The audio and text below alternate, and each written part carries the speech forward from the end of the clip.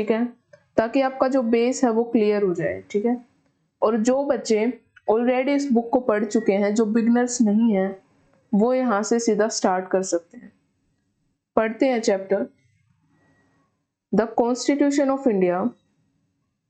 Just a second.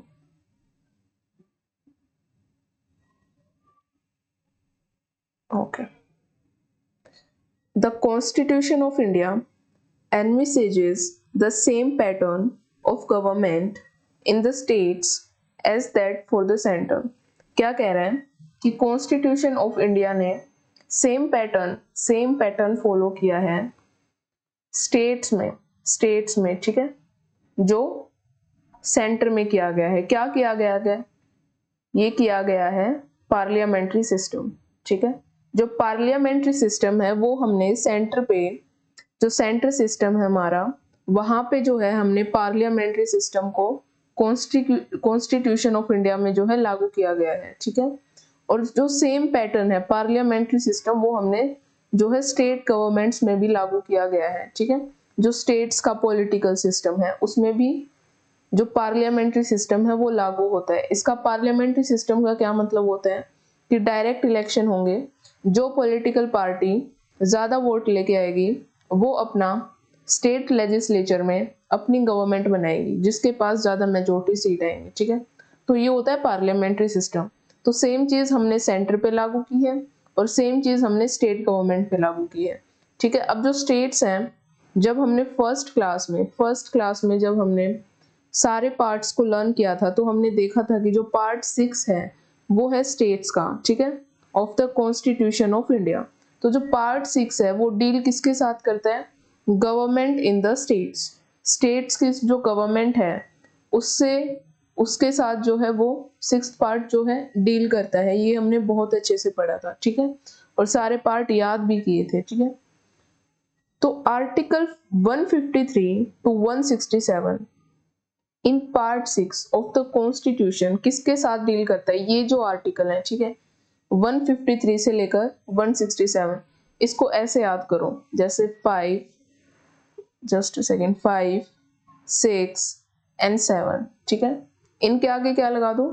इनके आगे लगा दो आप 1। ठीक है, 1, और इसके पीछे क्या लगा दो? 3। तो 153 से लेकर 167 तक जो आर्टिकल है पार्ट 6 में, वो किसके साथ डील करते हैं? स्टेट एग्जीक्यूटिव के साथ। ठीक है, और मैंने आपको बताया था यूनियन एग्जीक्यूटिव के आर्टिकल कौन से हैं? यूनियन के आर्टिकल कौन से हैं? याद है किसी को? 52 से लेकर 78 तक याद करवाया था मैंने। 5 + 2 7, उससे आगे क्या है? 8। ठीक है, अब उसके बाद चलते हैं द स्टेट एग्जीक्यूटिव में आता क्या है? एक्चुअली एग्जीक्यूटिव क्या होता है ये भी मैंने बताया था। जो लॉज को क्या करता है? इंप्लीमेंट करता है। बनाता कौन है? पार्लियामेंट। ठीक है, जो लोकसभा राज्यसभा होती है वो क्या बनाते हैं? लॉज। और जो यहाँ पे अगर किसी के पास बाई कैमरल है, बाई कैमरल का मतलब है 2 हाउस होना। अगर किसी स्टेट के पास state legislative assembly plus state legislative council है तो उसको बाई कैमरल है। बाई कैमरल जो है उसको माना जाता है उस स्टेट्स की पार्लियामेंट को। ठीक है, लेकिन अगर सिर्फ स्टेट लेजिस्लेटिव असेंबली है तो उसको यूनी माना जाता है। मतलब उसके पास क्या है? एक ही हाउस है। वो कौन सा है? State legislative assembly. ठीक है, तो ये जो स्टेट एग्जीक्यूटिव्स हैं, ठीक है, अब स्टेट लेजिस्लेटिव है वो क्या करती है? स्टेट गवर्नमेंट के बारे में जो है क्या लॉ बनाती है, लेकिन उन लॉज को, उन पॉलिसीज को इम्प्लीमेंट कौन करता है? जो स्टेट के एग्जीक्यूटिव है। ठीक है, तो इसके अंदर कौन कौन आता है एग्जीक्यूटिव में? ठीक है, हमें किस किस की जरूरत पड़ती है, कौन कौन पर्सन है जिसकी हमें जरूरत पड़ती है, या क्या क्या पोजीशन है, क्या क्या पोस्ट है जिनको हमें जरूरत पड़ती है किसी भी लॉ को इम्प्लीमेंट करने के लिए या पॉलिसी को इम्प्लीमेंट करने के लिए। ठीक है, तो वो है, पहले हमारे क्या है? गवर्नर, दूसरे हमारे चीफ मिनिस्टर, थर्ड हमारे काउंसिल ऑफ मिनिस्टर।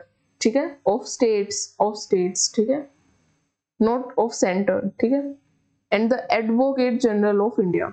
ठीक है, तो इसमें कितने हैं? 4। 1 governor, second chief minister, third council of ministers of states, and fourth is advocate general. Advocate general के बारे में हम डिटेल में पढ़ेंगे। एडवोकेट जनरल क्या होते हैं? हमारे लॉ ऑफिसर होते हैं, ठीक है। पूरे स्टेट के सबसे बड़े लॉ ऑफिसर्स होते हैं एडवोकेट जनरल, और अटॉर्नी जनरल सेंटर के होते हैं, ठीक है। Thus, there is no office of vice governor. देखो यहाँ पे 4 स्टेट एग्जीक्यूटिव है, लेकिन यूनियन एग्जीक्यूटिव के बारे में हमने प्रेसिडेंट चैप्टर में पढ़ा था, उसमें कितने थे? 5 थे, ठीक है। उसमें अटॉर्नी जनरल थे, प्राइम मिनिस्टर थे, चीफ मिनिस्टर की जगह काउंसिल ऑफ मिनिस्टर थे, council of minister of state की जगह गवर्नर की जगह प्रेसिडेंट थे, और एक वाइस प्रेसिडेंट भी थे। बट यहाँ पे जैसे वाइस प्रेसिडेंट होता है सेंट्रल सिस्टम पे, जो है स्टेट में, उसी तरह वाइस गवर्नर नहीं होता है, ठीक है। तो इसीलिए एक कट हो जाता है, और यहाँ पे जो स्टेट एग्जीक्यूटिव बचते हैं वो सिर्फ 4 बचते हैं, ठीक है।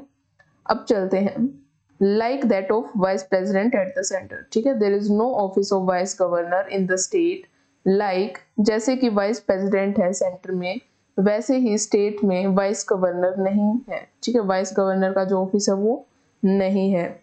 नेक्स्ट आते हैं, the governor is the chief executive head, ठीक है। जो हेड है, ठीक है, एग्जीक्यूटिव हेड कौन है? वो कौन है? गवर्नर। सेंटर में कौन होते हैं? प्रेसिडेंट। सेंटर में कौन होते हैं? प्रेसिडेंट, ठीक है। बट लाइक द प्रेसिडेंट, लेकिन प्रेसिडेंट की तरह governor is a nominal executive head, ठीक है। जो गवर्नर होते हैं वो भी प्रेसिडेंट की तरह नॉमिनल एग्जीक्यूटिव हेड है, ठीक है। लेकिन जो प्रेसिडेंट है वो सेंटर में है, लेकिन जो गवर्नर है वो स्टेट गवर्नमेंट में है, ठीक है। क्या है? Nominal executive head. Constitutional head, ठीक है। टाइट्यूलर एंड कॉन्स्टिट्यूशनल हेड। टाइट्यूलर का भी मतलब यही होता है, नॉमिनल होना, ठीक है। नॉमिनल का मतलब होता है सेरेमोनियल। जो सेरेमोनियल जो फंक्शंस होते हैं ना सारे, कि जो एग्जीक्यूटिव फंक्शन है वो किसके नाम पर किए जाएंगे? वो गवर्नर के नाम पे किए जाएंगे, जितने भी एग्जीक्यूटिव फंक्शन है स्टेट के, ठीक है। और जनरल इलेक्शन के बाद जो है गवर्नर पार्लियामेंट में आते हैं। बहुत सारी ऐसी चीजें जो हम उनके फंक्शन में पढ़ेंगे। मैं ceremonial function already president chapter में बहुत अच्छे से बता चुकी हूँ, ठीक है। So this is a course, this is a course, so you have to start from the first class, okay. बाकी हम पढ़ते हैं, the governor also act as an agent of central government. जो गवर्नर होते हैं वो सेंट्रल गवर्नमेंट के agent होते हैं। क्यों होते हैं? क्योंकि गवर्नर को कौन अपॉइंट करता है? गवर्नर सेंट्रल गवर्नमेंट के द्वारा अपॉइंट किए जाते हैं, इसलिए उनको क्या बोला जाता है? एजेंट, ठीक है। इसका मतलब therefore the office of governor has a dual role. Dual role का मतलब होता है उसके 2 रोल हैं, ठीक है। 2 रोल हैं वाइस प्रेसिडेंट के। एक एक वो क्या है? नॉमिनल एग्जीक्यूटिव है, हेड है, ठीक है, किसके? स्टेट गवर्नमेंट के। दूसरे क्या है? वो सेंट्रल गवर्नमेंट के एजेंट है, क्योंकि उनको अपॉइंट किसने किया है? सेंट्रल गवर्नमेंट ने, ठीक है। चलते हैं आगे। Because dual role central government के एजेंट है और वो रिप्रेजेंटेटिव होते हैं कि सेंट्रल गवर्नमेंट के, ठीक है, क्योंकि उनको अपॉइंट ही सेंट्रल गवर्नमेंट द्वारा किया जाता है किसी भी स्टेट में, ठीक है। यूजुअली क्या होता है, मोस्टली क्या होता है, there is a governor for each state, ठीक है।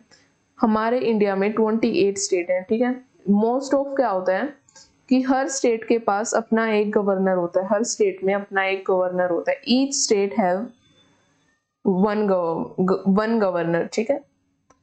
यूजुअली ऐसा होता है, लेकिन 7th constitutional amendment act of 1956 को याद रखना, और जो लास्ट है 6 से आगे क्या आता है? 7। तो जो 7 कॉन्स्टिट्यूशनल अमेंडमेंट है 1956 में जो हुई थी, वो क्या फैसिलिटेट करती है, मतलब वो हमें क्या चीज बताती है कि ये भी हो सकता है। क्या हो सकता है? The appointment of the same person as governor for 2 और मोर स्टेट।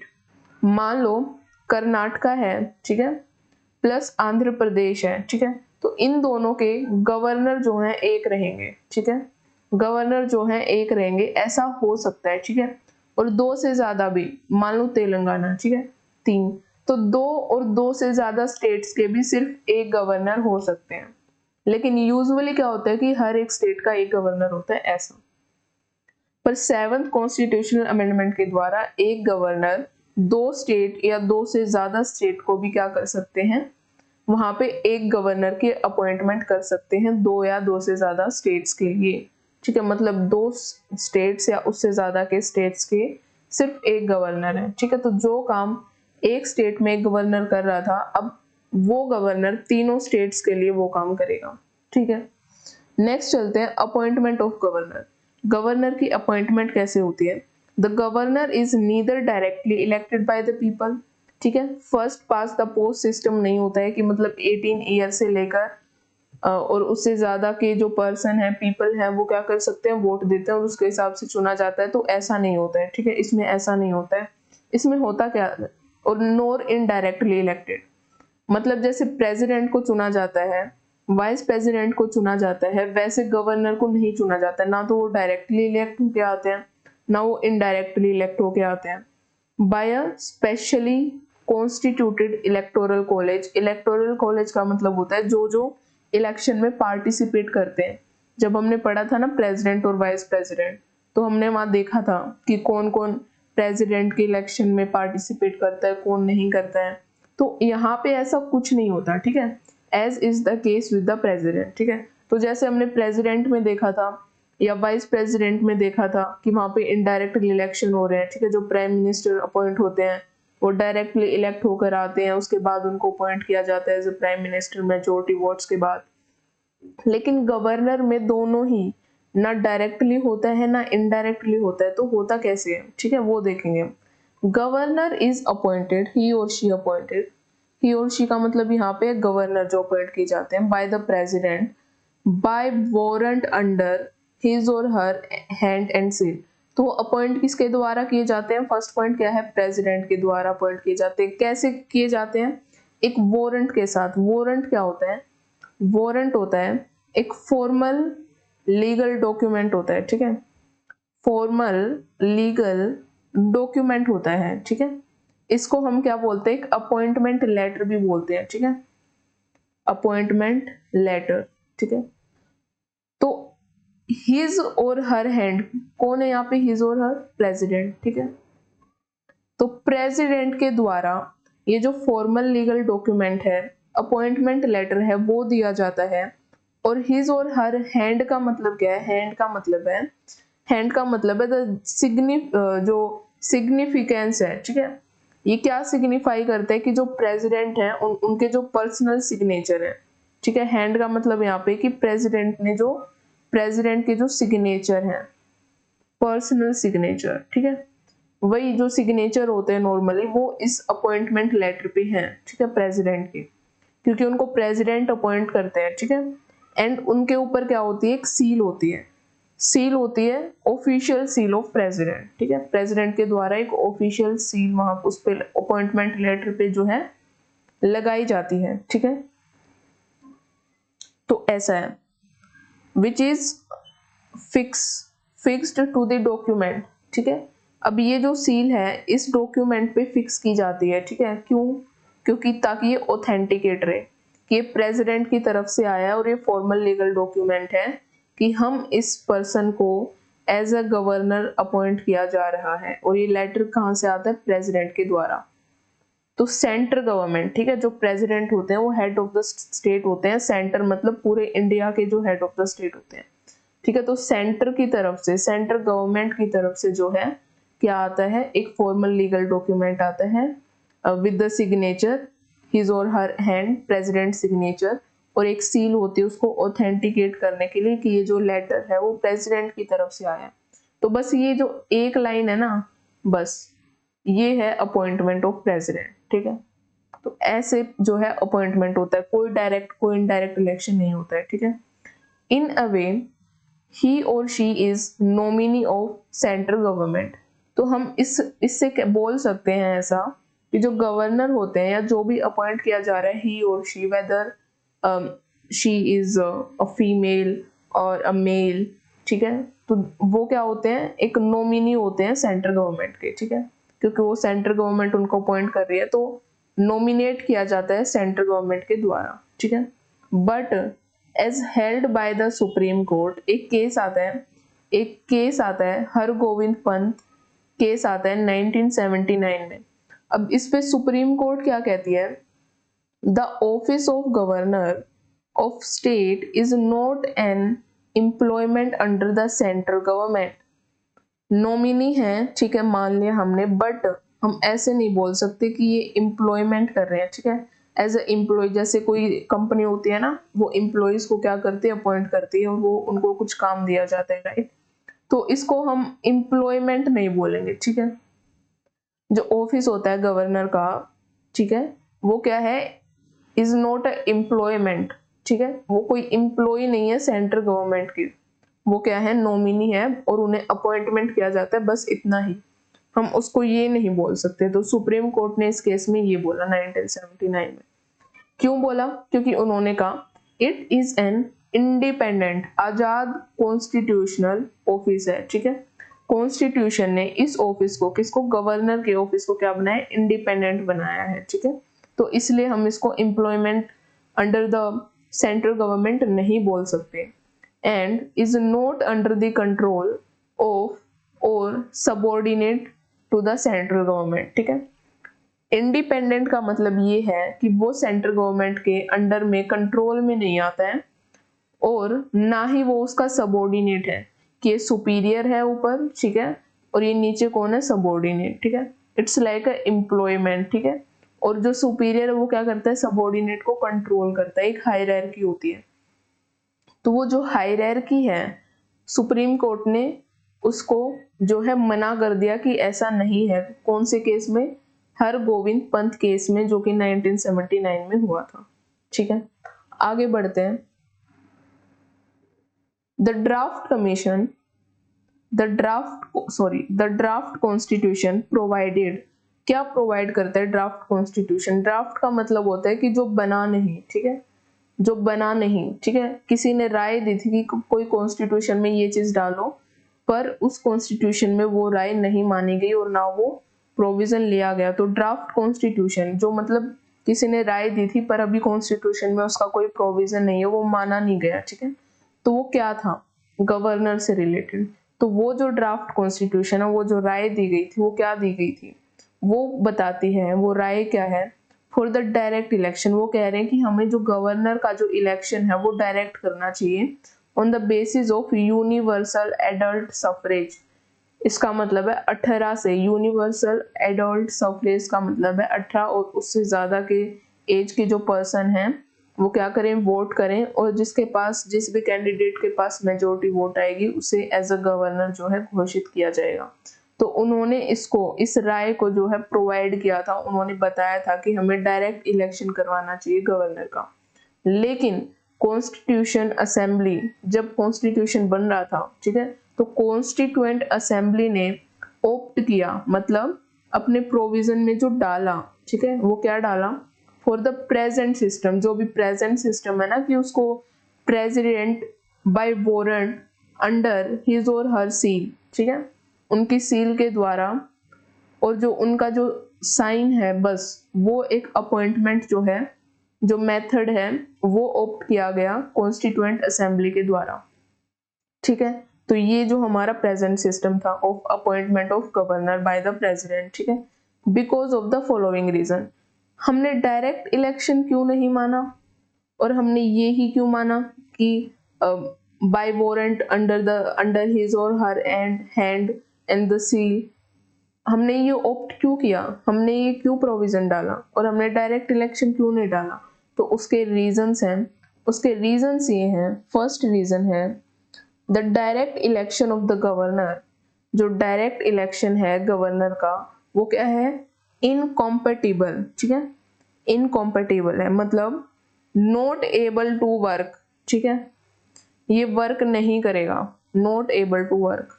इनकम्पेटिबल का मतलब होता है नॉट एबल टू वर्क, मतलब कहाँ एबल टू वर्क नहीं है, कि कहाँ काम नहीं करेगा विद द पार्लियामेंट्री सिस्टम।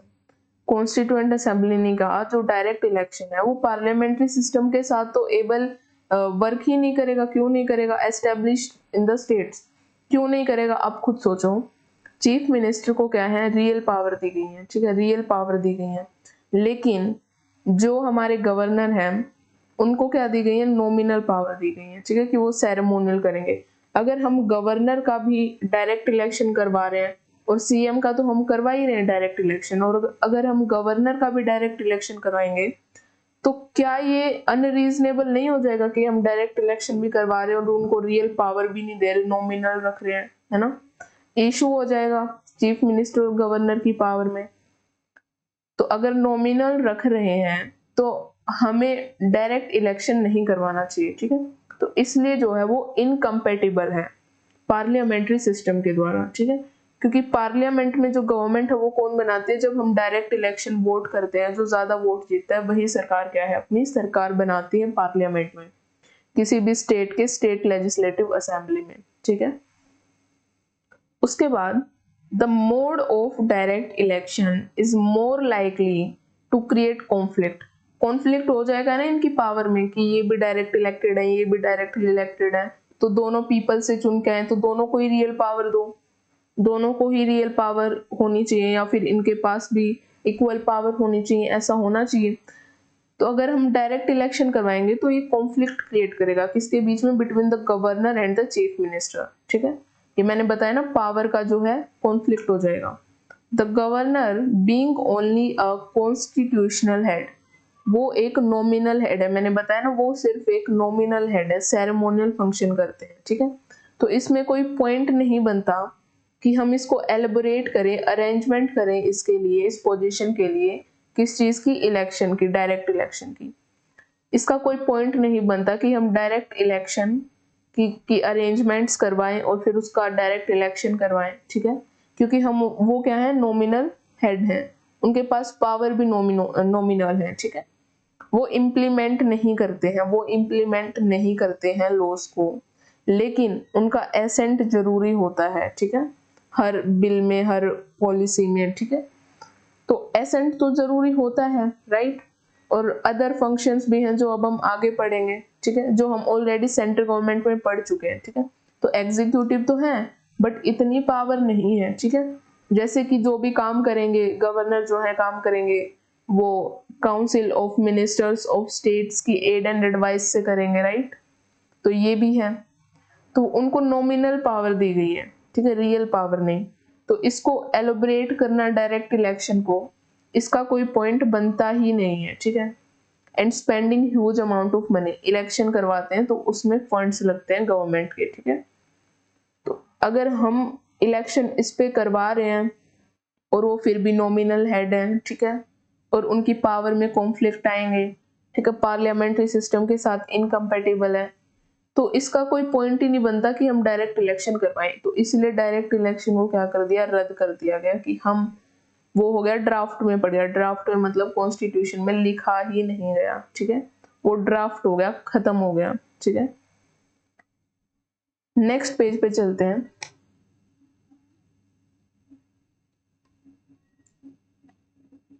उसके बाद क्या बताया गया कि फोर्थ पॉइंट है, the election of a governor would be entirely on personal issue, कि अगर हम डायरेक्ट इलेक्शन करवाएंगे तो गवर्नर को जो चूज किया जाएगा बाय पीपल वो ऑन पर्सनल इश्यूज होगा। पर्सनल इश्यूज का मतलब है कि जब इंडिविजुअल वोट करते हैं वो सोचते हैं कि वो किस पॉलिटिकल पार्टी से जुड़े हुए हैं, उन पब्लिक का परसेप्शन क्या है उस पार्टिसिपेंट को लेके। तो बहुत सारी ऐसी चीजें होते हैं जिसको देख के जो है पीपल क्या है वोट करते हैं, लोग क्या है उसके पार्टिसिपेंट के लिए वोट करते हैं। तो उस चीज के लिए वो चीज ना हो, ठीक है, कि पर्सनल इश्यूज ना आए, ठीक है, इस चीज के जो लोग देखते हैं वोट करते टाइम, तो इसलिए भी हमने जो है डायरेक्ट इलेक्शन को नहीं चुना है, ठीक है। Hence it is not in the national interest, और वैसे भी हम डायरेक्ट इलेक्शन क्यों करवाएं, क्योंकि ये नेशनल इंटरेस्ट से जो है इन्वॉल्व नहीं है, उसमें इन्वॉल्व नहीं है large number of voter in such an election. Hence it is not in the national interest to involve a large number of voter in such a election, ठीक है, कि इतने सारे जो नेशनल इंटरेस्ट है कि उसमें कि लोगों का जरूरी है, क्योंकि सीएम तो जा रहे हैं ना वोट से चुनकर, वही इम्प्लीमेंट करेंगे। अब नॉमिनल पावर के लिए इसका कोई नेशनल इंटरेस्ट नहीं है, ठीक है, इसका कोई नेशनल इंटरेस्ट से रिलेटेड नहीं है ये कि हमें अपने लॉ बनवाने हैं, हमें अपने बिल पास करवाने हैं। तो इनके पास क्या है, एक नॉमिनल पावर है बस। तो इसके लिए हम लार्ज नंबर ऑफ वोटर्स और एक नेशनल इंटरेस्ट, तो वो चीज इसमें इन्वॉल्व ही नहीं है। Not in the national interest to involve, ठीक है, इन्वॉल्व नहीं करना है हमें किसको, लार्ज नंबर ऑफ वोटर्स को। सेम चीज कह रहे हैं, बस अलग अलग वे में कह रहे हैं, ठीक है। An elected governor would naturally belong to a party and would not be a neutral person and an impartial head। कहने का मतलब क्या है कि जो गवर्नर है, अगर हम डायरेक्ट इलेक्शन करवाएंगे तो किसी पार्टी से बिलोंग करेंगे, पॉलिटिकल पार्टी से बिलोंग करेंगे, ठीक है।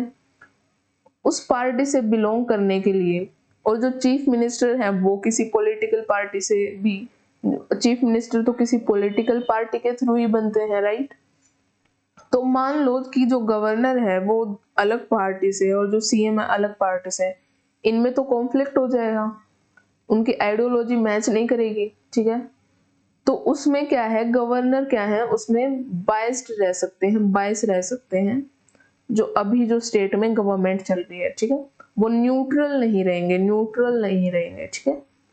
जैसे जुडिशरी होती है ना, हर 2 पद को या कोई भी उनके पास जो है केस आता है, वो न्यूट्रल रह के जो है अपना काम करती है, ठीक है, किसी की तरफ बायस नहीं होती, इम्पार्शियल नहीं होती, ठीक है। तो इसलिए डायरेक्ट इलेक्शन नहीं करवाना है, ठीक है, ताकि वो बायसनेस जो है वो कहीं हो जाए, ठीक है। तो न्यूट्रल रहने के लिए, न्यूट्रल रहने के लिए हमें जरूरी है कि हम डायरेक्ट इलेक्शन नहीं करवाएं, ठीक है। 6th पॉइंट है, the election of governor would create separatist tendencies, ठीक है, एंड दस affect the political stability and unity of the country. क्या कह रहे हैं कि जो इलेक्शन होते हैं गवर्नर के, जो हम इलेक्शन करवाएंगे डायरेक्ट इलेक्शन, वो एक सेपरेटिस्ट टेंडेंसी, सेपरेटिस्ट मतलब आइडियोलॉजी सेपरेट होगी, अलग अलग होगी। मैंने बताया ना, अलग अलग पॉलिटिकल पार्टी से होंगे, तो जो उनकी टेंडेंसीज हैं, ठीक है, अलग अलग आइडियोलॉजीज हैं, सेपरेटिस्ट हो जाएंगे, ठीक है, अलग अलग हो जाएंगी। तो ये जो डायरेक्ट इलेक्शन है वो क्रिएट करवा सकता है अलग अलग आइडियोलॉजी, जिसकी वजह से पॉलिटिकल इंस्टेबिलिटी आएगी, ठीक है, पॉलिटिकल इंस्टेबिलिटी आएगी। तो उसकी वजह से क्या होगा, स्टेबिलिटी नहीं रहेगी, पॉलिटिकल इंस्टेबिलिटी पर जो है पॉलिटिकल स्टेबिलिटी पर क्या पड़ेगा, अफेक्ट पड़ेगा।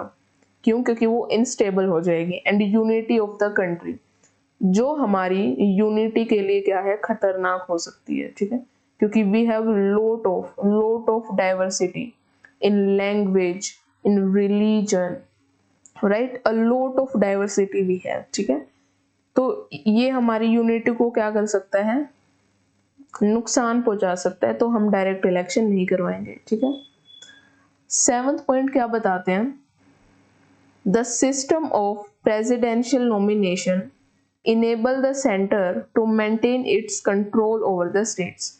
अगर हम, क्योंकि हमने स्टेट्स बनाए क्यों हैं, हमने स्टेट, मैंने आपको स्टार्टिंग में बताया था कि हमने स्टेट्स बनाए क्यों हैं। देखो, ये हमारा पूरा क्या है, इंडिया है, ये पूरा बड़ा बॉक्स का इंडिया है, इनके अंदर ये बॉक्सेस छोटे छोटे ये क्या है, स्टेट्स। हमने इसको बोलते हैं फेडरल सिस्टम, ठीक है। हमने इसको बनाया क्यों है, ताकि बेटर एडमिनिस्ट्रेशन हो सके, बेटर एडमिनिस्ट्रेशन हो सके, ठीक है। तो जो गवर्नमेंट का जो सेंटर का जो मतलब ऐसे पूरी इंडिया, ठीक है, तो जो इंडिया की जो सेंट्रल गवर्नमेंट है, वो उसकी भी तो रिस्पॉन्सिबिलिटी है ना कि हर स्टेट जो है मेंटेनेंस में रहे, उसका एडमिनिस्ट्रेशन अच्छा चले, ठीक है। तो अगर हम प्रेसिडेंट के द्वारा नॉमिनेट करेंगे तो उससे क्या होगा कि जो सेंटर है वो मेंटेन कर पाएगा और कंट्रोल कर पाएगा over the states.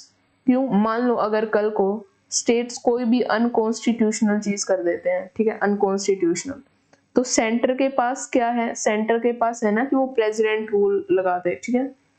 Sorry I don't know how this make, तो प्रेसिडेंट क्या है, रूल बना दे, लगा दे, सॉरी, ठीक है। तो ताकि कंट्रोल रहे, मेंटेनेंस रहे, तो इसलिए क्या है, हम जो है डायरेक्ट इलेक्शन को नहीं चुन रहे हैं, ठीक है। तो 8th क्या है, the direct election of governor creates a serious problem of leadership at the time of a general election in the states. वही कि जो है सीएम भी जनरल इलेक्शन के थ्रू आ रहे हैं, जो डायरेक्ट इलेक्शन है, गवर्नर भी उसके थ्रू आ रहे हैं, तो वो कॉन्फ्लिक्ट इशू होगा ना। तो एक सीरियस प्रॉब्लम कि लीडरशिप किसकी चलेगी, किसके पास जो है पावर ज्यादा होगी, सीएम के पास होगी या गवर्नर के पास होगी, क्योंकि हम भी लोगों से चुन के आए हैं, हम भी लोगों से चुन के आए हैं। तो इनमें क्या हो जाएगा, इनमें क्या हो जाएगा, इनमें हो जाएगा सीरियस प्रॉब्लम, कॉन्फ्लिक्ट होना शुरू हो जाएंगे, ठीक है, सीरियस प्रॉब्लम इशू आ जाएंगे, ठीक है। तो इसलिए क्या है, हम डायरेक्ट इलेक्शन को नहीं चुन रहे हैं। अगले क्या है, chief minister would like his और her nominee to contest for governorship. क्या कहते हैं कि मतलब एक गवर्नर की जो पोजीशन है, ठीक है, हर स्टेट में जो गवर्नर की जो पोजीशन है, ठीक है, गवर्नर की जो पोजीशन है हर स्टेट में, अब उसके लिए मान लो हम डायरेक्ट इलेक्शन करवा रहे हैं, ठीक है। अब क्या होता है, अब क्या होता है, मान लो 3 पार्टिसिपेंट उठते हैं, ठीक है, ए बी सी उठते हैं, ठीक है। अब मान लो जो सीएम बनने जा रहे हैं, जो सीएम बनने जा रहे हैं, ठीक है, अब वो तो कोशिश करेंगे ना कि जो हमारा जो पार्टिसिपेंट है एक यहाँ पर रहे गवर्नर में, ताकि उनका जो है मेल मिलाप ज्यादा बने, ठीक है, उनकी राय ज्यादा मिले, और वो उसकी वजह से क्या होगा, वो पॉलिटिकल पार्टी की आइडियोलॉजी में हो जाएंगे जहां से चीफ मिनिस्टर जो है बिलोंग करते हैं, और वो क्या हो जाएंगे, एक तरह से बायस्ड हो जाएंगे, ठीक है। और वो क्या करेंगे, अगर मान लो कि चीफ मिनिस्टर ने अपनी पार्टी से इस गवर्नर ए पार्टिसिपेंट जो है, जो चीफ मिनिस्टर पॉलिटिकल पार्टी से आते हैं, वो ए भी उसी पॉलिटिकल पार्टी से आते हैं, और इनकी अच्छी जमती है तो क्या है, और ये ए जो है जीत जाते हैं एज अ गवर्नर। तो अब क्या होगा, अब ये बायस्ड हो जाएंगे। तो इसकी वजह से इसकी वजह से हम डायरेक्ट इलेक्शन नहीं करवा रहे हैं। The chief minister would like his और हर नॉमिनी की वो नॉमिनेट करें एज अ पार्टिसिपेंट गवर्नर के इलेक्शन में, to contest to participate for governorship, मतलब कि वो गवर्नर बने, उसमें कंपटीशन में पार्ट लें, जिसकी वजह से क्या होगा कि second rate man of the ruling party is elected as a governor. Second rate का मतलब है कि चीफ मिनिस्टर तो कर ही रहे हैं एक रूलिंग पार्टी से, ठीक है, जो रूलिंग पार्टी है चीफ मिनिस्टर की वो तो आ ही गई। अब जो एक और है सेकंड रेट, एक रेट मतलब एक और एक और इंसान ऐसे हो जाएंगे जो बड़ी पोजीशन पे हैं, और वो भी उसी पॉलिटिकल पार्टी से हो जाएंगे। तो दो पर्सन जो है जो बड़ी पार्टी से हो गए, दोनों एग्जीक्यूटिव्स हैं, तो ये जो है ये ठीक नहीं रहेगा, ये बायस्ड हो जाएगा, ठीक है। तो गवर्नर हमें क्या रखने हैं, न्यूट्रल रखने हैं, हमें क्या रखने हैं, न्यूट्रल रखने हैं, ठीक है। नेक्स्ट पढ़ते हैं। तो इसीलिए हमने क्या किया, the American model where the governor of state is directly elected. America में क्या होता है कि जो गवर्नर है वो डायरेक्ट इलेक्ट होके आता है, डायरेक्ट इलेक्ट होके आता है। तो उस चीज को हमने क्या कर दिया, ड्रॉप कर दिया। मैंने बताया था आपको कि हमने कॉन्स्टिट्यूशन ऑफ इंडिया में हमारे इंडिया में जो भी सिचुएशन है, जो भी सुटेबल जो भी प्रोविजन बैठेंगे, हम वही कॉन्स्टिट्यूशन ऑफ इंडिया में डालेंगे। जो नहीं सुटेबल है हमारे इंडिया के लिए वो हम नहीं लेंगे। जैसे यहाँ पे क्या था, अमेरिका में क्या है, गवर्नर डायरेक्ट इलेक्ट होके आते हैं, लेकिन हमें क्या है, प्रॉब्लम दिख रही थी, तो हमने उस चीज को मना कर दिया। तो इसलिए हमने अपनाया क्या, हमने कैनेडियन मॉडल को अपनाया। कनाडा का मॉडल जो है गवर्नर ऑफ प्रोविंस, प्रोविंस का मतलब है जो वो छोटे छोटे बॉक्स थे ना, इसमें छोटे छोटे बॉक्स थे ना ये, हाँ, तो इनको बोलते हैं छोटे बॉक्स को प्रोविंस, और जिनको हम स्टेट भी बोलते हैं, ठीक है। तो जो गवर्नर है, तो वो जो मॉडल है कनाडा में गवर्नर का, to appoint by a governor general, मतलब सेंटर में जो जैसे हमारे प्रेसिडेंट होते हैं ना, तो कनाडा में क्या होते हैं, गवर्नर जनरल होते हैं। तो वो अपॉइंट करते हैं किसको, गवर्नर को, प्रोविंशियल लेवल पे स्टेट्स में, ठीक है। तो यही मॉडल जो है हमने एक्सेप्ट किया, हमारी कॉन्स्टिट्यूएंट असेंबली ने जो है यही मॉडल जो है एक्सेप्ट किया, ठीक है। नेक्स्ट चलते हैं, अपॉइंटमेंट हो चुका है। सेकंड पे आते हैं, क्वालिफिकेशन, ओथ एंड कंडीशन, ठीक है। क्वालिफिकेशन क्या है, सेम सेम जो प्रेसिडेंट की थी, क्या है, the constitution lays down, constitution ने बताया है ओनली 2 क्वालिफिकेशन, कॉन्स्टिट्यूशन के द्वारा बस 2 क्वालिफिकेशन बताई गई हैं, ठीक है, एक गवर्नर बनने के लिए। अगर आपको गवर्नर बनना है तो आपको क्या वो 2 चीजें चाहिए पार्टिसिपेट करने के लिए, ठीक है। तो for the appointment of a person as a governor क्या क्वालिफिकेशन है, first he he or she should be a citizen of India. तो पहले तो आप क्या होने चाहिए, सिटीजन ऑफ इंडिया होने चाहिए। दूसरा क्या है, he or she should have completed the age of 35 year. तो आपकी जो एज है वो 35 ईयर्स होनी चाहिए या उससे ज्यादा भी हो सकती है। तो 35 इज अ एज लिमिट की इतनी तो आपकी होनी ही होनी चाहिए, ठीक है। सेम एज क्या थी प्रेसिडेंट के क्वालिफिकेशन में थी, president office same vice president office में है, सेम गवर्नर ऑफिस में है, ठीक है। तो भूलना मत 35 ईयर्स को, ठीक है। इन तीनों के लिए 35 ईयर्स ही चाहिए, ठीक है। नेक्स्ट में चलते हैं, द सरकारिया कमीशन, ठीक है। तो सरकारिया कमीशन क्या बोलता है कि क्या क्या क्वालिफिकेशन, कॉन्स्टिट्यूशन नहीं बोलता है, सरकारिया कमीशन के हिसाब से किस पर्सन को अपॉइंट करना चाहिए एज अ गवर्नर। तो सरकारिया कमीशन बैठता है वो किस चीज पे बैठता है, सेंट्रल स्टेट रिलेशन। तो सेंट्रल गवर्नमेंट ही जो क्या है गवर्नर को अपॉइंट करती है कहाँ पे, स्टेट्स में, ठीक है। तो ये सेंट्रल जो है सेंट्रल स्टेट रिलेशन हो गया। तो गवर्नर भी क्या आते हैं, सेंट्रल स्टेट रिलेशंस में आते हैं, ठीक है। तो जब सरकारिया कमीशन 1983 में बना था तो उन्होंने क्या क्या सजेशंस दी थी, क्या रिकमेंडेशन दी थी कि जब हमें गवर्नर, किसी को अगर हम गवर्नर अपॉइंट कर रहे हैं किसी स्टेट का, तो हमें क्या क्या चीज देखनी चाहिए। तो मेड द फॉलोइंग रिकमेंडेशंस। तो जो अब हम आगे जितनी भी रिकमेंडेशन पढ़ रहे हैं ना क्वालिफिकेशन कॉन्स्टिट्यूशन के हिसाब से बस 2 हैं, ठीक है। उसके बाद जो है सरकारिया कमीशन, और ये जो सरकारिया कमीशन की जो रिकमेंडेशन है वो बाइंडिंग नहीं है सरकार पे, ठीक है, कि अभी फॉलो होते हैं, ऐसा कुछ नहीं है, ठीक है। सरकार चाहे तो ये फॉलो ना भी करे और चाहे तो कर भी ले, वो सरकार के पास, सेंट्रल गवर्नमेंट के पास वो इन पावर है, ठीक है, पावर है उनके पास ही करने की। तो ये चीज क्या है, आप ये चीज याद रखेंगे कि ये बाइंडिंग नहीं है, ठीक है। With regard to selection and appointment of governor की किस पर्सन को जो है अपॉइंटमेंट करना चाहिए गवर्नर की पोजीशन पर और किसका सिलेक्शन किस हिसाब पे करना चाहिए। तो पहला पॉइंट उन्होंने दिया, पहला पॉइंट सरकारिया कमीशन का क्या था, a person to be appointed as a governor should satisfy the following criteria. उनके हिसाब से क्या क्राइटेरिया होना चाहिए एक पर्सन को एज अ गवर्नर अपॉइंट करने के लिए। पहला है, he or she should be eminent in some walk of life। अब इसका मतलब क्या है, eminent का मतलब होता है कि important, ठीक है, good at their profession, ठीक है, good at their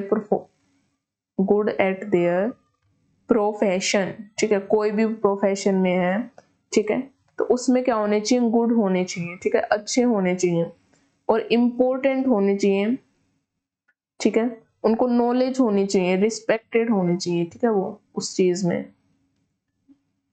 तो ये होते हैं eminent in some walk of life, ठीक है। सम वॉक ऑफ लाइफ का क्या मतलब है, जो पर्सन किसी भी ऑक्यूपेशन पर है, किसी भी प्रोफेशन में है, उसका कोई भी ऑक्यूपेशन है, कोई भी ऑक्यूपेशन है, ठीक है, और कोई भी या फिर कोई भी पोजीशन पर है वो सोसाइटी में, ठीक है, मतलब हमारे देश में, ठीक है। तो उसमें क्या है, वो गुड होने चाहिए, ठीक है, वहां पे वो अच्छे होने चाहिए और उनका एक अच्छा रोल होना चाहिए, उनकी एक रिस्पेक्ट होनी चाहिए, जो भी वो काम कर रहे हैं। मैं पहले बता देती हूँ, जो ये दे रहे हैं, जो भी रिकमेंडेशन दे रहे हैं वो बाइंडिंग नहीं है, ठीक है, बाइंडिंग नहीं है। सेकंड वो क्या रिकमेंड करते हैं कि ही or she should be a person from outside the states. कि जो आप गवर्नर को आप अपॉइंट कर रहे हैं ना, गवर्नर को अगर आप अपॉइंट कर रहे हैं ना, मान लो आप कर्नाटका में जो है आप किसी गवर्नर को अपॉइंट कर रहे हैं, तो वो जो गवर्नर है वो कर्नाटका के नहीं होने चाहिए, किसी और स्टेट के होने चाहिए। तो ऐसा रिकमेंड करते हैं, लेकिन ये कंपलसरी नहीं है कि सेंट्रल गवर्नमेंट इसको माने। अगर क्वेश्चन में आ गया कि इट इज कंपलसरी कि जो गवर्नर है वो जिस भी स्टेट में अपॉइंट किए जा रहे हैं वो उस स्टेट के नहीं होने चाहिए, तो ये स्टेटमेंट क्या होगी, रॉन्ग होगी, ठीक है, ये कंपलसरी नहीं है, ठीक है। इस चीज को ध्यान रखना, क्योंकि बुक में बता नहीं रखा है कि इस कमिटी के जो है बाइंडिंग होते हैं या नहीं होते हैं, तो आपको लगेगा कि बाइंडिंग ही होते हैं, ठीक है, क्वालिफिकेशन ऊपर से वही चल रही है। तो ये जितनी भी हम आगे नेक्स्ट टॉपिक से पहले पहले जो भी पढ़ रहे हैं वो रिकमेंडेशंस ही हैं कमीशन की, ठीक है, ये चीज ध्यान रखना पड़ते थे। थर्ड क्या है, he or she should be a detached figure होने चाहिए, ठीक है। डिटैच्ड का मतलब है कि वो ज्यादा फाइट्स में या फिर कोई भी इशू चल रहा है उसमें इन्वॉल्व ना हो। कहने का मतलब क्या है, वो क्या होने चाहिए, न्यूट्रल होने चाहिए हर चीज में, न्यूट्रल होने चाहिए। मतलब किसी चीज का इंगेजमेंट नहीं है, ठीक है, इंगेजमेंट नहीं है किसी चीज में। मान लो कि पर्सनल इन्वॉल्वमेंट कोई भी इशू है, ठीक है, पर्सनल इन्वॉल्वमेंट कोई भी पॉलिटिक्स से रिलेटेड कोई भी इशू है, तो उसमें बहुत न्यूट्रल होना, किसी के लिए बायस ना होना, ठीक है, उसको जो है हमें गवर्नर के रूप में चुनना चाहिए ताकि वो अपनी पोजीशन पर जाए और वो बायस ना हो वहां पे। And not too intimately connected, और ज्यादा कनेक्टेड का मतलब यहाँ पे है, इंटीमेटली कनेक्टेड का मतलब यहाँ पे कि जो पर्सनल वे में जो है इन चीजों से, ज्यादा चीजों में जो हॉट टॉपिक्स होते हैं या फिर कोई भी टॉपिक है वहां पे क्या है, ज्यादा वहां पे क्या है, पर्सनली क्या हो, इंगेज ना हो वहां पे, ठीक है, इंगेजमेंट नहीं होनी चाहिए, इन्वॉल्वमेंट नहीं होनी चाहिए कि वो राय दे रहे हैं पूरी अच्छी, ठीक है, उसकी तरफ बोल रहे हैं, उसकी तरफ बोल रहे हैं, तो ऐसा कुछ नहीं होना चाहिए, ठीक है। विद द लोकल पॉलिटिक्स, कोई भी लोकल पॉलिटिक्स है स्टेट्स की, मान लो कोई भी आपकी स्टेट में कोई भी पार्टी है, ठीक है, जैसे यूपी में BSP, BJP, lot of party are there, है ना, समाजवादी पार्टी, तो इतनी सारी पार्टी है, कांग्रेस है ऑफ कोर्स, बीजेपी, कांग्रेस, इनको कैसे भूल सकते हैं, समाजवादी पार्टी को कैसे भूल सकते हैं, ठीक है, बीएसपी को भी कैसे भूल सकते हैं, सबको, हम तो हर पॉलिटिकल पार्टी के लिए न्यूट्रल ही है भाई, ठीक है। तो लोकल पॉलिटिक्स में कि उस पर्सन ने बीजेपी का सपोर्ट कर दिया, कांग्रेस का सपोर्ट कर दिया, समाजवादी का सपोर्ट कर दिया, बायस हो गए, ठीक है, हॉट टॉपिक्स में इन्वॉल्वमेंट है, तो ऐसा इन्वॉल्वमेंट जो है गवर्नर का नहीं होना चाहिए, ठीक है। फोर्थ क्या रिकमेंडेशन करते हैं, he or she should be a person who has not taken too great part in politics generally, वही कि पॉलिटिक्स में ज्यादा पार्ट ना ले अपना, and particularly in recent past, और पर्टिकुलरली कि अगर दिखा कि रिसेंट पास्ट में तो उन्होंने बहुत ज्यादा इन्वॉल्वमेंट दिखाया है, ठीक है, तो वो तो बहुत जल्दी दिख जाएगा कि अगर इन्वॉल्वमेंट हुई भी है तो ऐसा नहीं होना चाहिए, ठीक है, ऐसा पर्सन को हमें क्या है, गवर्नर चूज नहीं करना चाहिए। क्वालिफिकेशन बस दो ही है, सिटीजन ऑफ इंडिया कॉन्स्टिट्यूशन के हिसाब से, और 35 ईयर्स, बस ये दो है कॉन्स्टिट्यूशन के हिसाब से, इसके बाद जो भी है वो रिकमेंडेशन है सरकार या कमीशन की, ठीक है। तो सेकंड पॉइंट क्या है, it is desirable that a politician from the ruling party at the centre is not appointed as the governor of state, ठीक है, which is being run by some other party or combination of other party. ये same चीज कह रहे हैं कि कोई state है, ठीक है, कोई स्टेट है, इसके अंदर कोई भी पार्टी है, ठीक है, ए पार्टी है, ठीक है, ए पार्टी रूल कर रही है, ठीक है, उस केस में क्या होगा कि उस पार्टी से रिलेटेड अगर कोई पर्सन है और हम उसको एज अ गवर्नर अपॉइंट कर रहे हैं, तो हमें उसको गवर्नमेंट अपॉइंट नहीं करना चाहिए, ठीक है। और जो एट द सेंटर है, ठीक है, सॉरी एट द सेंटर है, स्टेट नहीं, एट द सेंटर, ठीक है, मान लो अभी बीजेपी और एनडीए है, ठीक है, फिलहाल जो है बीजेपी और एनडीए है, तो इन दोनों पार्टी से रिलेटेड जो है आप किसी पर्सन को अपॉइंट ना करें एज अ गवर्नर, ठीक है, जो इन पार्टी से जुड़ा हुआ है जो भी पर्सन, ठीक है। और पहले क्या थी, बीजेपी, ठीक है, ओनली बीजेपी, कोलिशन की सरकार नहीं थी, तो जो बीजेपी से रिलेटेड है वो ना करें, ठीक है। तो बस ये जो रिकमेंडेशन है वो दे रहे हैं कि it is desirable that a politician from the ruling party, अभी जो रूलिंग पार्टी है सेंट्रल लेवल पे, is not appointed as a governor of state which is being run by some other party, ठीक है, or a combination of other parties, कि मतलब आप किसी भी स्टेट में, ठीक है, मान लो यूपी में एक ए पार्टी है, ठीक है, सेंटर में कौन सी पार्टी है, बी पार्टी है, अब इनका क्या है, तालमेल नहीं बैठता, ठीक है, तो उसके हिसाब से तो जो गवर्नर है वो सेंटर की पॉलिटिकल पार्टी से नहीं होना चाहिए, ठीक है, किसी भी स्टेट का, अगर हम किसी भी स्टेट में गवर्नर अपॉइंट कर रहे हैं तो वो किसी भी सेंटर की रूलिंग पार्टी से नहीं होना चाहिए, और ये जो स्टेट है ना, इन्होंने है ना गवर्नर ऑफ द स्टेट को भी सेम मान लिया, और जो स्टेट के आगे जो सेम अलग अलग पॉइंट बनाना था उसको भी एक ही मान लिया, तो इसमें कंफ्यूज ना हो, ठीक है। लैंग्वेज ऐसे ही की जाती है। Governor of a state, state कौन सा state, state which is being run by some other party or combination of other party, की स्टेट में अलग है, ठीक है, सेंट्रल गवर्नमेंट में अलग है, तो ऐसा पर्सन जो दोनों से रिलेटेड हो, तो वो जो है मतलब मान लो या तो गवर्नर जो पर्सन वो सेंटर से रिलेटेड है या फिर वो स्टेट से रिलेटेड है, तो ऐसे पर्सन को एज अ गवर्नर क्या है अपॉइंट नहीं करना चाहिए, बस ऐसे ही बोल रहे हैं, ठीक है, ऐसी रिकमेंडेशन वो दे रहे हैं। थर्ड क्या है, in order to ensure effective consultation with the state chief minister, कह रहे हैं कि जब आप गवर्नर को, किसी भी गवर्नर को आप अपॉइंट कर रहे हैं तो आपको कंसल्टेशन करनी चाहिए, बातचीत करनी चाहिए, उस पर कंसल्ट करना चाहिए, किसके साथ, चीफ मिनिस्टर के साथ, ठीक है, जो भी उस स्टेट के हैं, ठीक है। In the selection of a person to be appointed as governor, जिस भी पर्सन को आप एज अ गवर्नर अपॉइंट कर रहे हैं तो उनकी जो कंसल्टेशन है वो चीफ मिनिस्टर के साथ करनी चाहिए, उन स्टेट के जिस भी स्टेट्स में आप कर रहे हैं। The procedure of consultation should be prescribed, और जो कंसल्टेशन का जो प्रोसेस है कि कैसे कंसल्टेशन करना है, कैसे चीफ मिनिस्टर को जो है एक्ट करना है, कैसे जो है सेंट्रल गवर्नमेंट को जो है एक्ट करना है, तो उसका जो प्रोविजन है वो आप अमेंडमेंट करके आर्टिकल 155 में बताएं, ठीक है, आप उसको अमेंड करें और उसमें क्या करें, ये प्रोविजन डाले कि कैसे कंसल्टेशन करना, प्रॉपर अपॉइंटमेंट जो प्रोसीजर है ना, प्रोसीजर कंसल्टेशन का, ताकि अपॉइंटमेंट हो, तो वो आप आर्टिकल 155 में डालिए, क्योंकि आर्टिकल 155 क्या बताता है, अपॉइंटमेंट ऑफ अ गवर्नर, ठीक है, तो आप ये चीज डाल दीजिए, ये रिकमेंडेशन थी, ठीक है। फोर्थ क्या है, the vice president of India and the speaker of the Lok Sabha, ठीक है, जो वाइस प्रेसिडेंट हैं इंडिया के और जो लोकसभा के जो स्पीकर हैं, उनसे क्या किए, may be consulted by the prime minister, इनके साथ जो है प्राइम मिनिस्टर कंसल्ट करें गवर्नर को, किसी भी स्टेट के गवर्नर को, किसी भी स्टेट के गवर्नर को अपॉइंट करने के लिए, ठीक है। This consultation should be confidential, confidential का मतलब होता है सीक्रेट,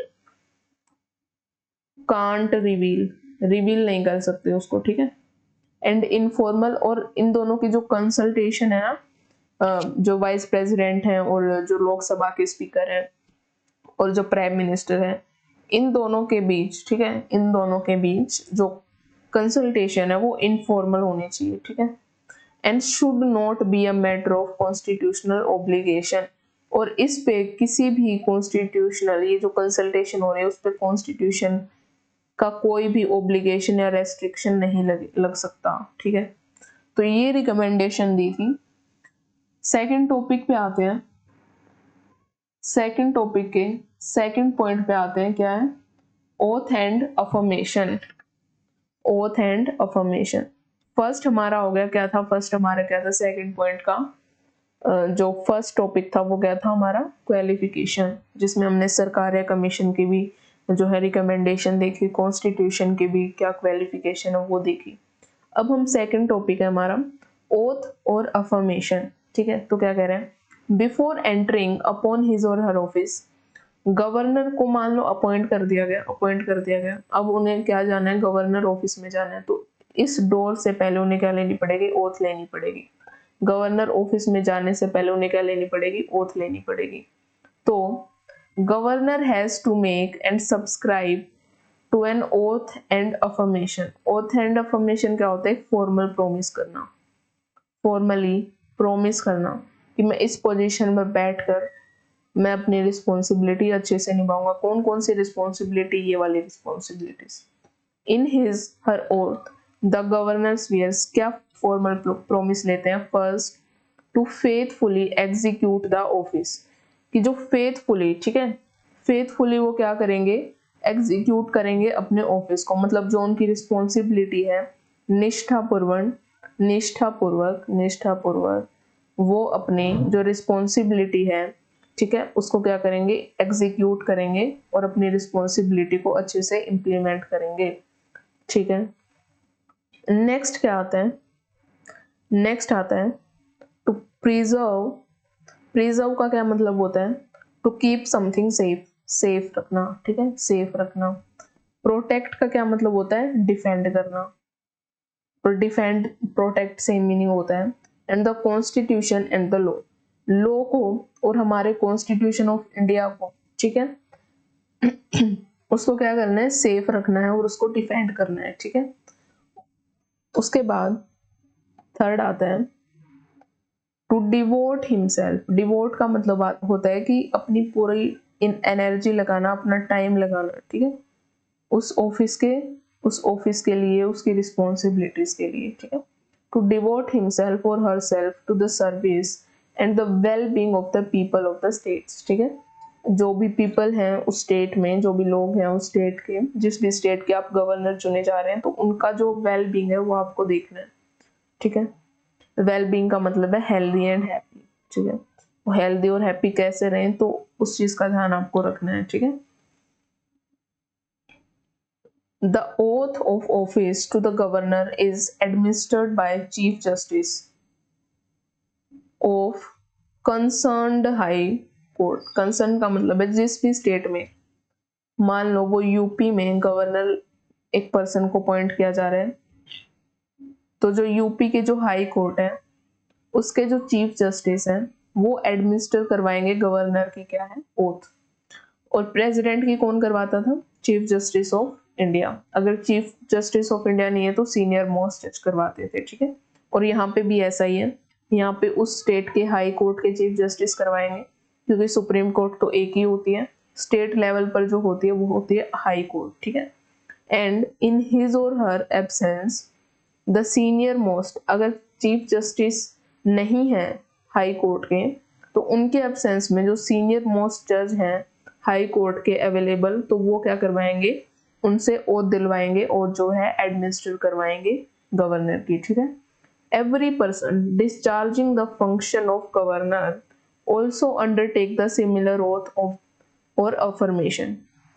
कोई भी पर्सन गवर्नर के जो फंक्शन है उसको डिस्चार्ज करता है, डिस्चार्ज मतलब अपनी रिस्पॉन्सिबिलिटीज निभाता है, और उसको ऑफिस में, गवर्नर के ऑफिस में जो है अपॉइंट किया जाता है एज अ गवर्नर, तो वो भी सिमिलर ओथ लेगा, ठीक है, जो गवर्नर के लिए कॉन्स्टिट्यूशन में लिखी गई है, ठीक है। थर्ड टॉपिक पे बढ़ते हैं, कंडीशन ऑफ ऑफिस, ठीक है। कंडीशन क्या है उस ऑफिस की, ठीक है। The constitution lays down the following condition. क्या क्या कंडीशन है, जो गवर्नर ऑफिस है उसकी कंडीशन क्या क्या है, ठीक है। He or she should not be a member of either house of parliament or house of the state legislature। Next page पे चलते हैं। वो किसी भी पार्लियामेंट के जो हाउस है, लोकसभा और राज्यसभा, उसके मेंबर ऑफ पार्लियामेंट नहीं हो सकते हैं, ठीक है। और ना ही किसी स्टेट लेजिस्लेचर के जो है मेंबर ऑफ लेजिस्लेटिव असेंबली हो सकते हैं, ठीक है। अगर ऐसा कुछ है और वो अपॉइंट किए जा रहे हैं फिर भी एज अ गवर्नर, तो उन्हें क्या करना पड़ेगा, deem to have vacate his और हर सीट।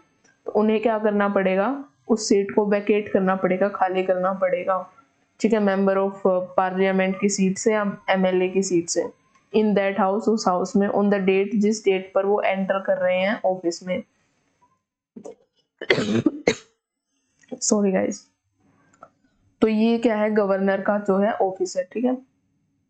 अब इनको गेट पे एंट्री तभी मिलेगी जब वो ओथ ले लेंगे, और अगर उनसे पूछा जाएगा कि आप एमपी हैं या कोई एमएलए हैं, अगर उन्होंने हाँ बोल दिया तो गवर्नर ऑफिस में नहीं जा सकते, अगर उन्होंने ना बोल दिया तो वो जा सकते हैं, ऐसा, ठीक है।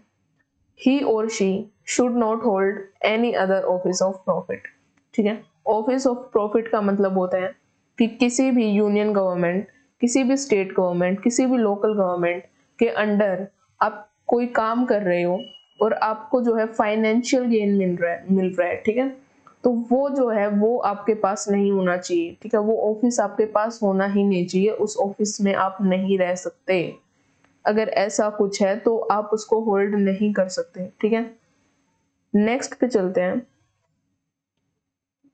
नेक्स्ट आता है हमारा third point, he or she is entitled. Entitled मतलब उसके पास क्या है, राइट है, ठीक है। उनके पास, गवर्नर के पास राइट है कि वो without payment of rent the use of his और हर ऑफिशियल रेजिडेंस, कि वो राजभवन को बिना रेंट दिए वो उसमें रह सकते हैं, किसमें, राजभवन में, ठीक है, उनको रेंट देने की जरूरत नहीं है, वो उन्हीं के लिए है, ठीक है।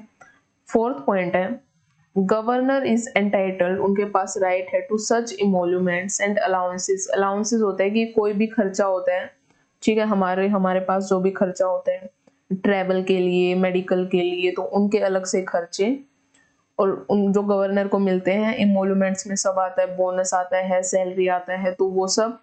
एंड प्रिविलेजेस, कोई भी प्रिविलेजेस हैं जो पार्लियामेंट ने डिटरमाइन कर रखे हैं, मतलब बता रखे हैं, ठीक है, तो उनके पास राइट है वो पूरा पूरा लेने का, ठीक है।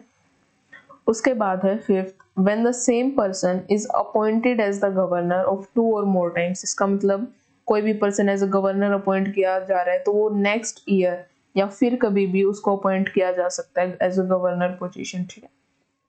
तो अगर किसी पर्सन को 2 या 2 स्टेट्स में, अगर मान लो एक स्टेट है, मैंने आपको शायद ये बताया कि अभी जो अपॉइंट किया जा रहा है उसको रीअपॉइंट करते हैं, लेकिन यहाँ पे पॉइंट रीअपॉइंट का नहीं है, I am really very sorry. यहाँ पे जो पॉइंट है कि अगर किसी गवर्नर को 2 या 2 से ज्यादा स्टेट्स में, ठीक है, 2 या 2 से ज्यादा स्टेट्स में अपॉइंट किया जा रहा है, तो जो इमोल्यूमेंट्स और अलाउंसेस हैं वो पे किए जाएंगे shared by the states in such proportion as determined by the president. कि मान लो अगर वो यूपी प्लस बिहार, ठीक है, इन दोनों स्टेट्स के एक ही गवर्नर हैं, ठीक है, तो ये जो इनको सैलरी मिलेगी या फिर जो भी इमोल्यूमेंट और अलाउंसेस मिलेंगे वो पेबल होंगे जो भी ये स्टेट किसी प्रपोर्शन में, और वो प्रपोर्शन को इसके द्वारा डिटरमाइन किया जाएगा प्रेसिडेंट के द्वारा। जो प्रेसिडेंट जो भी प्रपोर्शन डिसाइड करेंगे तो उसके थ्रू जो है उनको इमोल्यूमेंट्स और अलाउंसेस मिलेंगे, ठीक है। उसके बाद आता है 6th पॉइंट आता है his or her emoluments and allowances cannot be diminished during his or her term of office, ठीक है। तो उनके जो इमोल्यूमेंट्स हैं और अलाउंसेस हैं उनको आप कम नहीं कर सकते, ठीक है। मान लो कि गवर्नर ने जो है ऑफिस में वो चले गए, ठीक है, उनको अपॉइंट किया गया है और वो ऑफिस में है, ठीक है, तो उस टाइम पे जब आपने बताया था कि आपको इतने इमोल्यूमेंट्स इतने अलाउंसेस मिलेंगे, तो उनके पूरे टर्म में उतने ही रहेंगे, वो कम नहीं हो सकते, ठीक है। ऐसा आप उसको कम नहीं कर सकते।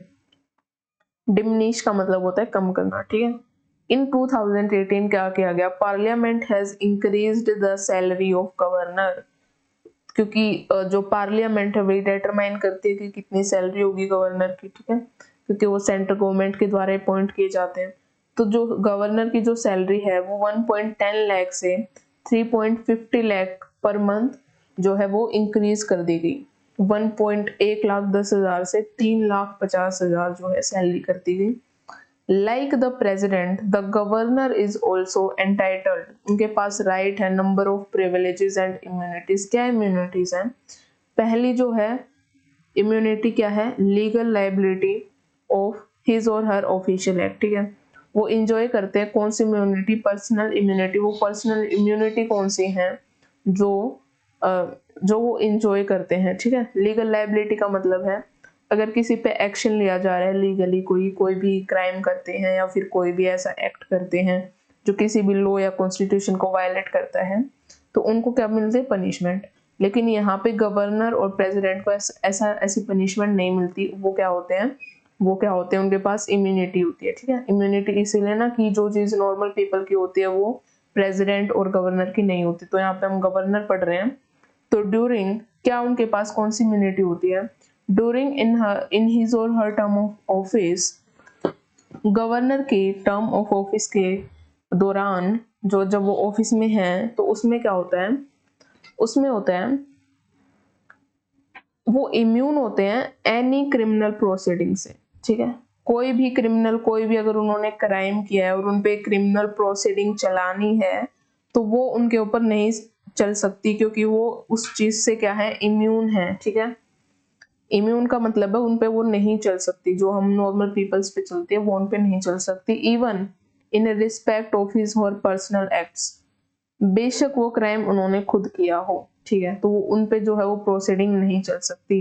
Governor can not be arrested और इम्प्रिजन, ना तो हम उन्हें अरेस्ट कर सकते हैं, ना हम उन्हें जो है जेल में डाल सकते हैं।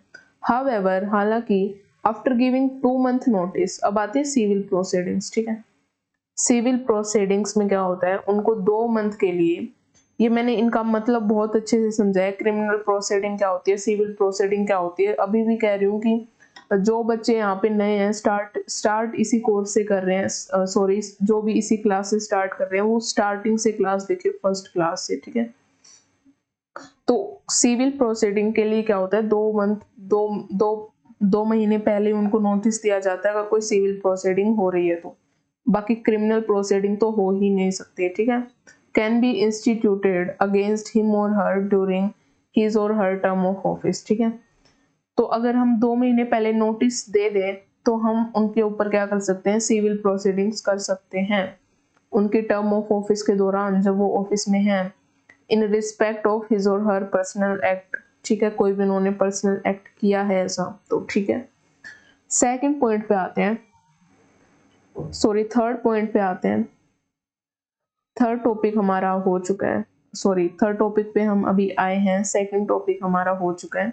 तो थर्ड टॉपिक क्या है, टर्म ऑफ गवर्नर ऑफिस, कितने साल की जो है वो गवर्नर ऑफिस में रह सकते हैं as a governor. A governor hold office for a term of 5 year, ठीक है। 5 ईयर के लिए प्रेसिडेंट भी, वाइस प्रेसिडेंट भी तो 5 साल के लिए रहते हैं, ठीक है। From the date on which he or she enter upon his or office, ठीक है। जब वो ऑफिस में एंटर करते हैं तो उसके बाद के जो 5 साल है वो तब तक उस ऑफिस में रहते हैं। However this term of 5 year, जो ये टर्म है 5 साल की, is subject to the pleasure of president, मतलब प्रेसिडेंट जो है गवर्नर को क्या कर सकते हैं, रिमूव कर सकते हैं। प्लेजर ऑफ प्रेसिडेंट का मतलब क्या है, प्रेसिडेंट उन्हें रिमूव कर सकते हैं। Further he or she can resign, he or she can resign any time, ठीक है। वो उनके पास दूसरा ऑप्शन क्या होता है, अगर वो खुद